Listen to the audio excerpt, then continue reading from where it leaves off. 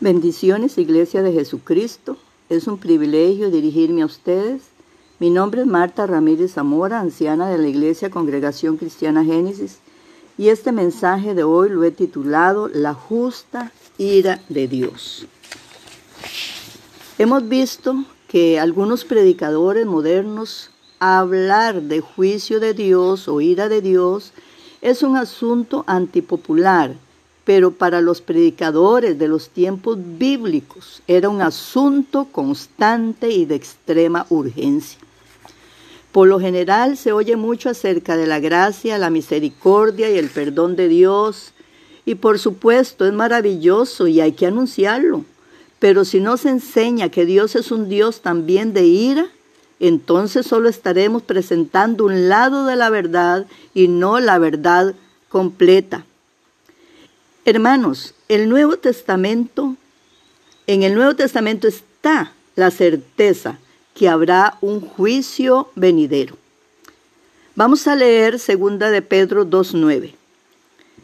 Dice así: ¿sabe el Señor librar de tentación a los piadosos y reservar a los injustos para ser castigados en el día del juicio?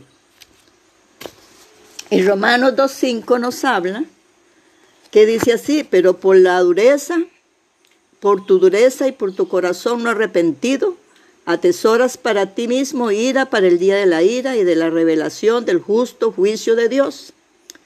Y así podemos nombrar muchísimos pasajes más que hablan de la justa ira de Dios.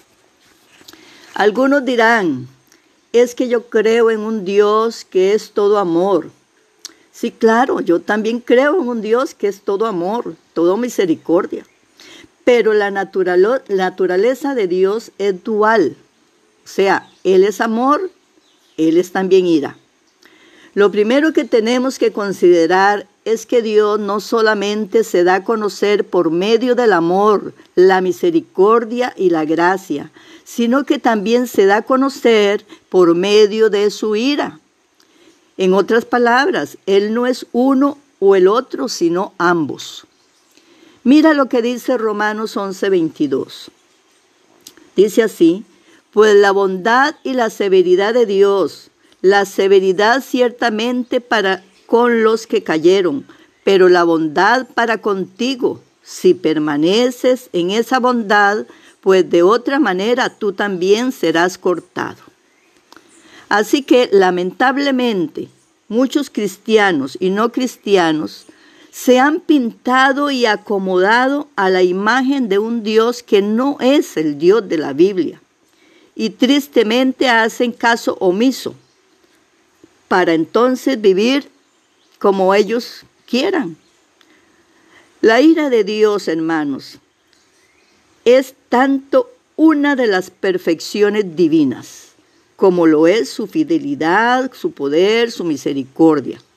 La misma naturaleza de Dios hace del infierno una necesidad tan real, así como lo es el cielo. Hay un juicio de Dios para este pecaminoso mundo. Sí, claro, sí lo hay. La Biblia nos da muchos ejemplos de los juicios de Dios anteriores. Y vamos a enumerar algunos. Número 1. Juzgó a Adán y a Eva sacándolos del huerto del Edén por su desobediencia. 2. Juzgó al mundo corrupto en el que vivió Noé, enviando un diluvio. 3. Juzgó a Sodoma y Gomorra, destruyéndolas con fuego del cielo por su depravación. Juzgó a Egipto con Faraón, enviando las 10 plagas y los destruyó por tener cautivos a su pueblo. Envió a Israel a la cautividad por causa de la idolatría. Vino juicio sobre Herodes Agripa por su orgullo creyéndose como Dios y murió comido de gusanos. Hubo juicio sobre Ananías y Zafira porque eran unos mentirosos. Así que podemos seguir enumerando en la palabra de Dios muchos juicios que llegaron a la tierra.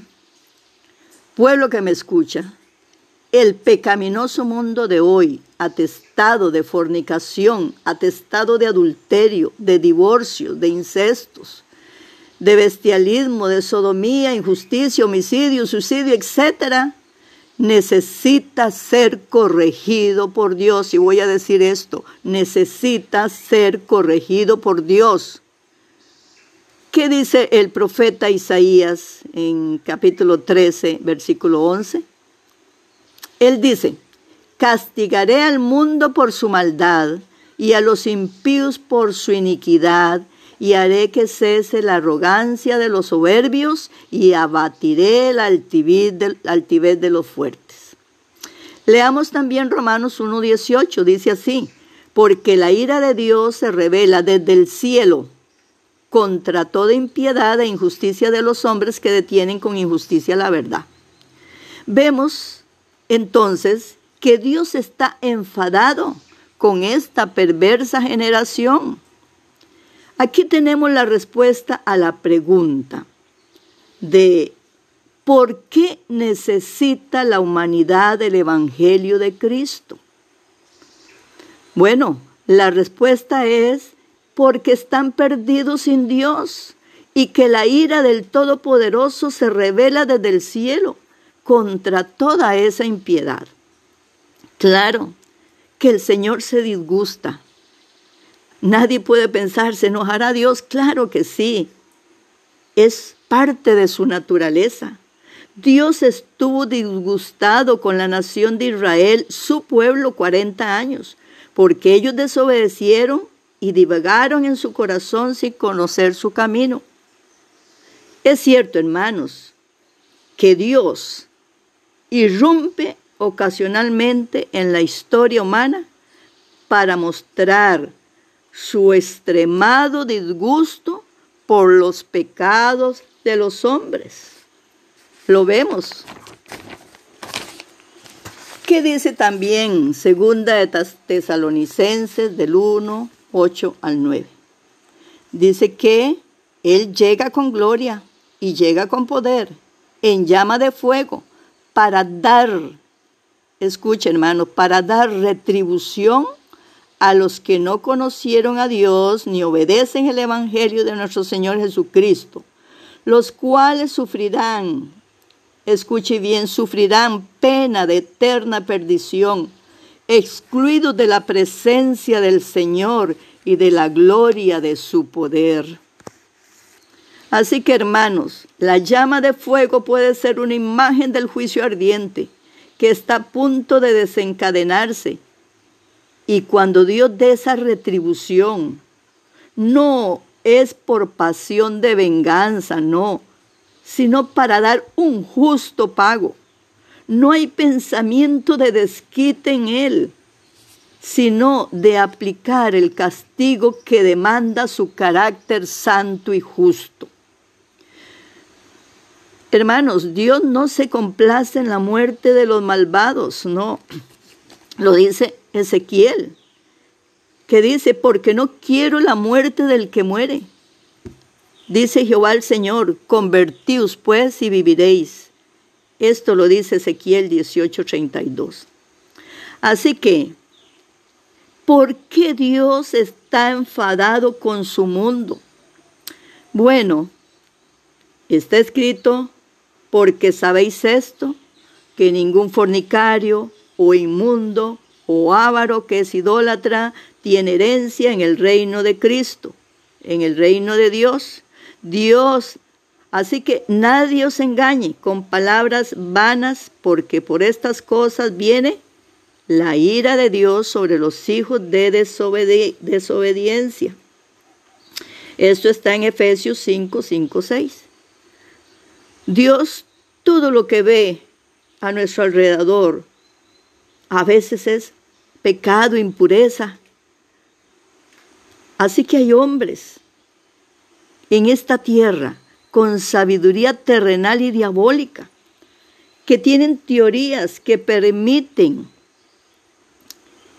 todas estas cosas, presentándolas ante la humanidad como normales. Hoy día, hermanos, se están haciendo leyes y esto es aterrador. Se están haciendo leyes para inquirir en el pecado. Mira donde lo dice el Salmo 94:20. Se juntará contigo el trono de iniquidades que hace agravio bajo forma de ley. Ahora, ¿qué quiere decir este pasaje? Vamos a hacer la pregunta. ¿Puede haber alguna comunión entre Dios y esos gobernadores malvados? Otra pregunta. ¿Puede haber colaboración entre Cristo y el anticristo? Otra pregunta. ¿Puede el Señor Santo aprobar a hombres que sacan ordenanzas para legalizar el pecado? Hermanos, simplemente hacer la pregunta es también contestarla, puesto que la respuesta es obvia. Así que Él pagará abundantemente a los malos, los borrará por toda su iniquidad. Sí, por supuesto que los borrará. Así que, amados hermanos, no deje que nadie les diga que pueden vivir en pecado y evadir el juicio de Dios. Veamos un ejemplo que muchas personas lo conocen.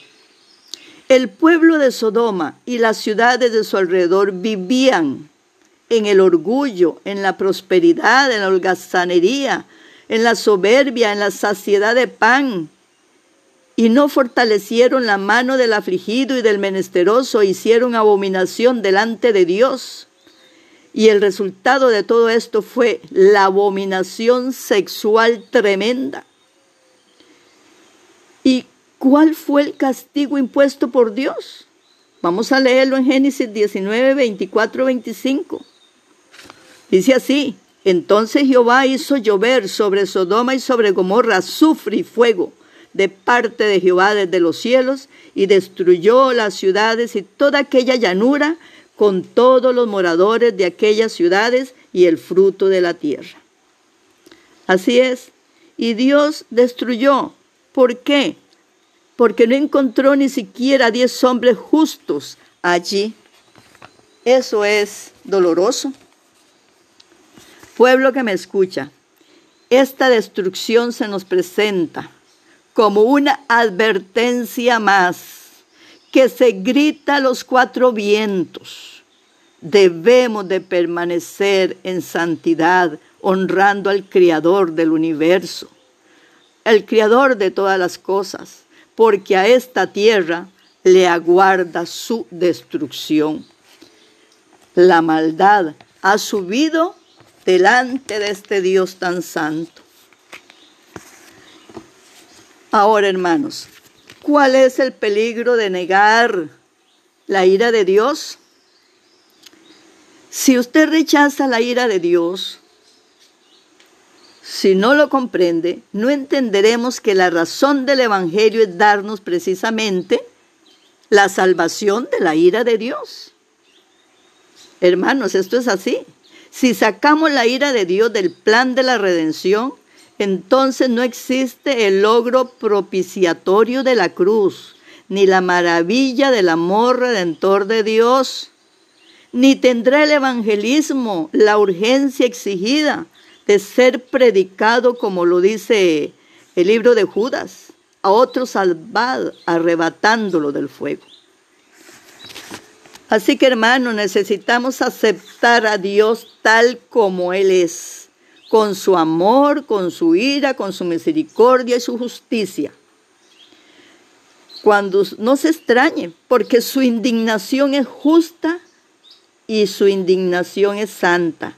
Él es, dice la Biblia, el gran juez justo. Ahora escuchemos esto. La ira de Dios es algo que el hombre escoge por sí mismo. Mira lo que dice Juan 3:19. Jesús dijo: y esta es la condenación, que la luz vino al mundo, y los hombres amaron más las tinieblas que la luz, porque sus obras eran malas. Así que los hombres escogen las tinieblas en lugar de la luz, cuando aman más el pecado que la justicia. Dios es santo, 3 veces santo, dice la palabra de Dios. Y miren Habacuc 1:13. Declara, muy limpio eres de ojos para ver el mal, ni puedes ver el agravio. Ven, limpio de ojos, santo, puro. Así que hermanos, vamos a concluir este mensaje diciendo que mientras la salvación en la Biblia es según la gracia, el juicio siempre según las obras, sean buenas o malas, tanto para el cristiano como para el incrédulo. Jesús siempre va a galardonar a los que le sirven fielmente. Dios no es injusto para olvidar vuestra obra y el trabajo de amor que habéis mostrado hacia su nombre, habiendo servido a los santos y sirviéndoles aún. Pero aquellos que amaron más las tinieblas que la luz, que rehusaron creer en el nombre del unigénito Hijo de Dios, que se avergonzaron de Cristo, que se avergonzaron de su palabra en esta generación adúltera y pecaminosa. Aquellos que rehusaron obedecer al evangelio de nuestro Señor Jesús, que fueron ladrones, ávaros, borrachos, prostitutos, estafadores. Hermanos, la Biblia dice, estos no heredarán el reino de Dios. Más bien oirán al Señor Jesús decir, lo dice la palabra, apartaos de mí, malditos, al fuego eterno preparado para el diablo y sus ángeles. Es que el fuego fue preparado para los rebeldes, pero el hombre quiere irse ahí. Miren, hermanos, si alguien quiere ser liberado de la ira de Dios, la respuesta es el evangelio de Jesucristo. La respuesta es la obediencia a su palabra. Justificados en su sangre, por él seremos salvos de la ira. Mira lo que dice 1 Juan 2:2. Y él es la propiciación por nuestros pecados, y no solamente por los nuestros, sino también por los de todo el mundo. Él es todopoderoso. Él es eficiente para salvar a aquellos que en realidad ponen su confianza en Él. Él no vino a condenar el mundo, sino vino a rescatarlo del pecado y vino a rescatarlo de la muerte. Lo dice Lucas 19:10.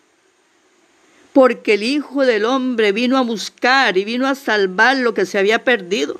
Por eso, hermanos, ya es tiempo de decisión por Cristo. Ya es tiempo de entrar en el arca, no sea que Dios cierre la puerta. Y terminamos leyendo Isaías 55:6.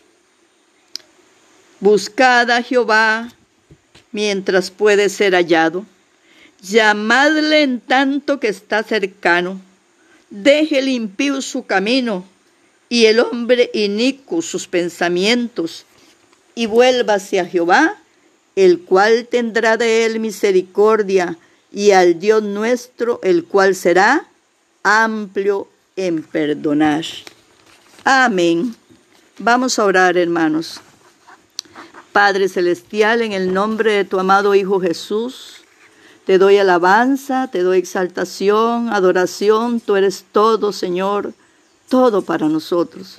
Gracias, Señor, por tu palabra que nos enseña tu gran amor, tu misericordia y tus juicios. Gracias porque nos librarás, dice la palabra, de la hora de la prueba que ha de venir sobre el mundo entero. Y como hijos también nos librarás de los juicios divinos. Pero, Señor, te necesitamos. Ayúdanos a vivir en santidad y a honrarte siempre, siempre. Gracias, Señor. Amén. Que el Señor me los bendiga.